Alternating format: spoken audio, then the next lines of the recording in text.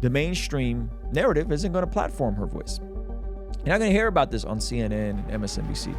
You're not going to hear about all of the thousands, probably tens of thousands of folks. Ruslan. A teenage woman is suing a local California hospital because of gender-affirming care she received when she was 13 years old. Gosh, you cannot make this stuff up, man. This is so sad. Woman pressured into the removal of body parts on her chest at 13 under erroneous belief she was a transformer. This equals a lawsuit. A California woman whose body parts on her chest were removed when she was 13 years old because she thought she was a transformer is now suing the doctors and hospital that oversaw the procedure, claiming they were in it for the money.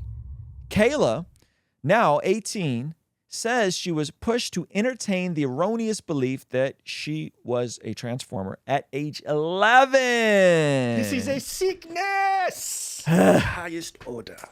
After being exposed to online influencers, according to the lawsuit she filed in California State Court against Kaiser Foundation hospitals and 4 doctors, they essentially handed Kayla the prescription pad and allowed her naive, emotional, childish roller coaster of feelings to dictate the so-called treatment, quote unquote, that she would receive, according to the June 14th court documents. Not knowing what to do when their daughter claimed she was a boy, her parents sought help from medical professionals who quickly affirmed the girl's idea that she was a transformer. By the age of 12, she was on hormone blockers and testosterone without a proper psychological evaluation.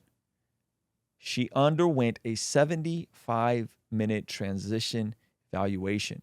Okay, that's her as a young girl, and this is apparently her after the surgery. Says she was pushed to entertain the erroneous belief that at age 11. Okay, so I think that's what this photo is. Okay? It is better to have a live son than a dead daughter. That is such a manipulative and disgusting thing to tell families. The procedures were ideological and profit-driven medical abuse. She detransitioned at age 17 and now feels the doctors were negligent, calling her earlier belief that she was a transformer mistaken. Kayla was not a transformer and was not a person that any reasonable physician could ascertain would permanently maintain this identity, lawsuit claims. Okay, so this is her now.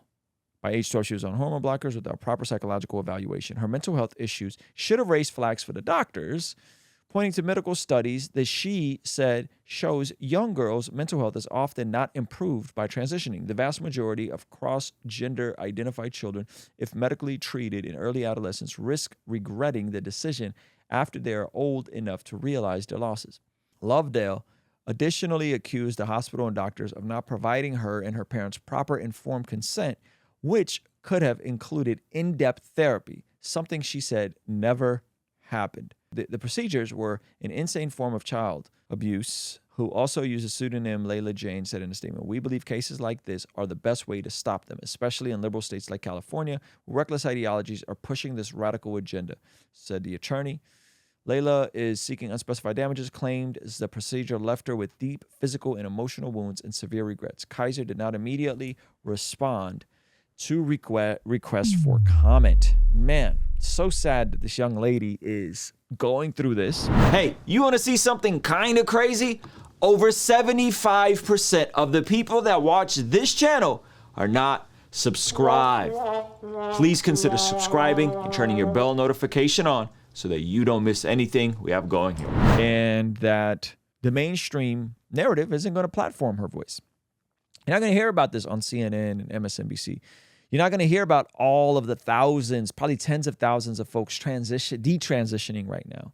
This stuff is going to continue getting suppressed because it doesn't fit the medical consensus on these sorts of issues, which is very sad and very discouraging that these sorts of things happen to people.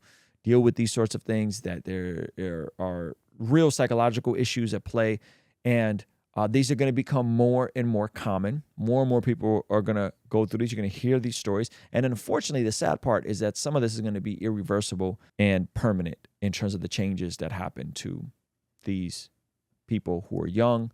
They can't give consent for basically anything else, yet they're allowed to make permanent decisions with their bodies. It's so sad. And I'm hurting for these folks, and I'm really hoping that we figure out a way to move past this in a productive way. And right now, it seems like, especially with the election coming up, it seems like it's going to get darker and darker, because anyone that's pushing back against this, or any state that's writing legislation that limits this sort of stuff against minors, is going to be counted as anti-LGTB. And so you're either going to be branded as a bigot, or you're going to be a coward. And that sucks. And it sucks. And we could talk about our parents, we could talk about all the other things, but this was done under the guise of medical professionals that should have known better. And in my opinion, I think these medical professionals should be made an example of. I think they should be made an example of. I think we should really drive this point home. And hopefully that will transition, pun intended, into more caution and hopefully laws that will limit this sort of stuff. So, man, it's heartbreaking. So if you enjoyed this stream and you want to partner with us, helping us continue making live streams like this possible, continue doing in-person interviews for our podcast, and ultimately contextualizing the gospel, partner with us for as little as $5 a month.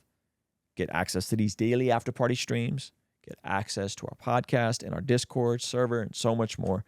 And you'll be the one directly funding us, so we don't have to depend on the YouTube algorithm and AdSense, and stay brand free, never having to take a brand deal and make goofy commercials like these. Our friends at Genucel Skincare have exciting news to celebrate in 2023. Using Manscaped during my showers after workout has given me much more confidence. And that's where Mudwater comes in. True Classic has got your back. All thanks to the sponsor of today's video, SayMine.com. Established Titles is your opportunity to earn the title of Laird, or Lady. Subject to credit approval, rates range from 7.99% APR to 19.99% APR, included 0.50% auto pay discount. If you don't want us to make ads with brands you don't care about, sign up for our online community for as little as $5 a month to keep us independent and ultimately answering to you as our boss. You get all sorts of benefits like daily replays of our after party streams, exclusive access to our Discord community, and early access to our podcast interviews, all starting for only $5 a month. Hey, this is a segment from our daily after party stream. Consider partnering with us online for as little as $5 a month to get access to these daily after party streams completely unedited. You'll also get access to our podcast as they are streamed live into the community before anyone else gets to see them, get to interact with our guests, get access to our private Discord server, and a discount code for our store for as little as $5 a month. Ultimately, that will help towards helping us continue contextualizing the gospel using media and podcast here on YouTube. All right, I'll see you over there. Peace.